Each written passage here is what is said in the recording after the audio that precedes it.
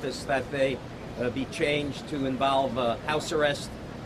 We are pleased that the court recognized that the current bail conditions are adequate. Mr. Weinstein has told me, and I have told the court, that his primary objective is to clear his name and to come to court when required, because that's the only way he can do that.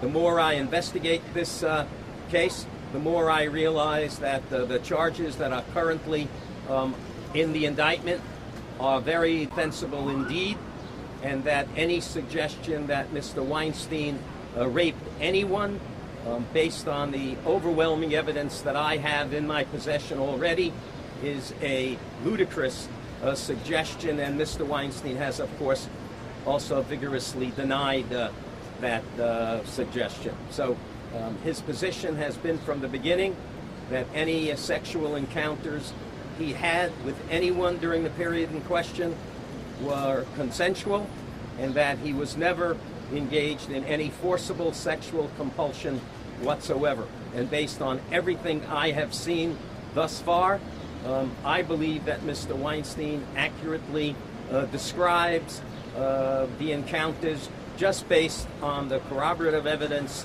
that I have in my possession, with only 5 weeks since we have had a chance to look into these allegations. Today was a formality. Mr. Weinstein is not a predator. He is not a rapist. And I believe that when this case is over, we will ultimately see him to be exonerated. I understand the massive media onslaught that we have been fighting before he ever entered a courtroom, and what we will have to continue to fight.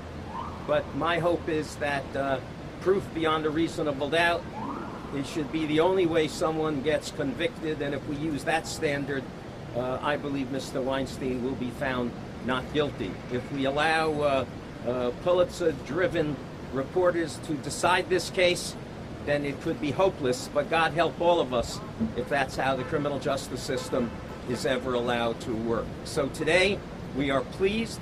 This was an important development, because Mr. Weinstein should not be under house arrest, and the court agreed by keeping the same bail conditions. So we fight these battles one day at a time, and today we won this round. So we are pleased. I'll take just a couple of questions. What is that evidence you say you have that makes it defensible? Is it related to all these acts were consensual? Can you share some of the evidence that you have? Mr. Vance announced that he was not going to try this case in the press. Neither am I. I can tell you that we are no longer simply relying on Mr. Weinstein's denials. We have corroborative evidence in the form of witnesses. We have corroborative evidence, overwhelming evidence in the form of email traffic, and the suggestion that Mr. Weinstein raped anyone, based on what I've seen, just based on the evidence I've seen, is just a preposterous allegation. How is your client doing holding up this? I think he's doing as well as someone can be expected under the circumstances. The crime of rape is a very serious offense. To be falsely accused of rape is also serious, and unless you've been in the position of Mr. Weinstein, where in his judgment he's been falsely accused of a very serious crime, it's hard to imagine how difficult that is. But on balance, I think he's doing reasonably well.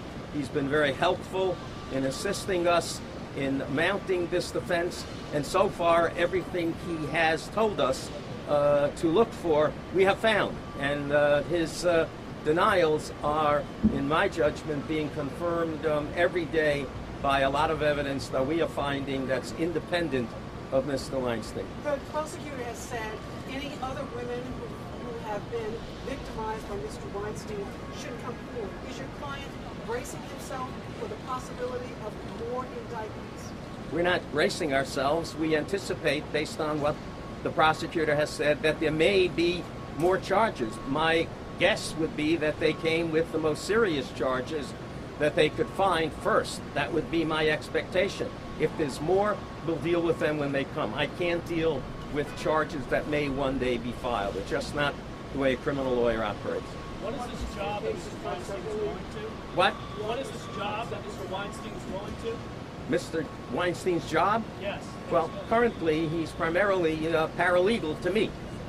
In addition, he is Harvey Weinstein, and despite what you may find to be his flaws, he is a brilliant maker of movies, and he's reviewing scripts, and he's trying to pursue additional projects in the future. His objective is to clear his name, get some help with the problems that he has faced, and hopefully go back to making movies. And I want to clear up what I said on the record only because it's not right, and there are divorce proceedings. Mrs. Weinstein does not live in the same location as Mr. Weinstein. That was my mistake. That was the family home is where he is staying, and I just jumped to conclusions. So just let's get that part right. Thank you. Medical issues that you talked about? Those are really private. I don't really discuss anyone's medical issues. Okay? The question of do you want these cases tried separately? I don't know. I mean, the law on that is very complicated, and I'm not certain it makes sense to have 3 separate trials. But if it does, and if the law requires it, we'll look at that as one of the issues. My guess is that if we try them all at the same time, it may be better for Mr. Weinstein, but I don't know yet. Thank you very much, Lynn. Thank you. Steven. All red coming out.